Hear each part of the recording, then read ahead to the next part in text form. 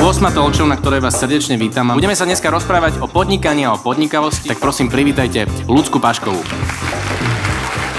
Vlastne tie najväčšie dobrodružstva sme zažívali v tom čase, kedy sme tu nemali ten čas organizovaný rodičmi, ale práve to objavovanie vecí, tie kamarátstva, všetky tie vzťahy, že to je niečo, čo sa buduje v čase, kedy nie si pod dozorom. Ja som to takisto hovoril mojim rodičom, ale v určitom veku to nechceli úplne tak akceptovať. Budeme sa dnes rozprávať o filozofii a trochu aj o šachu s Jánom Markošom, šachovým veľmajstrom a lektorom kritického myslenia. Jánko, ahoj. No, život profesionálneho šachistu pripomína dosť život profesionálneho kamionistu.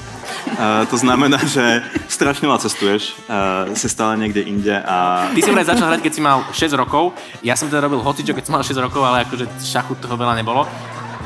Budeme sa rozprávať o vytrvalosti a športe. Prosím, privítajte Martina Rusinu.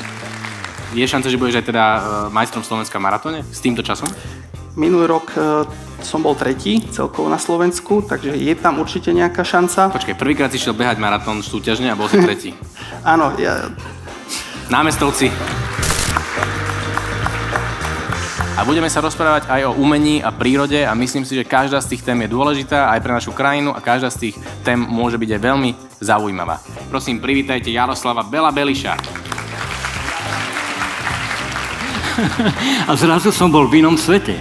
Hej, taký rozprávkový svet. Ja proste v umení chcem vidieť to, čo nevidím. Rád citujem úryvok z Biblie, že čo oko nevidelo, ucho nepočulo a na srdce nevstúpilo, tak o to sa snažia umelci. Márne.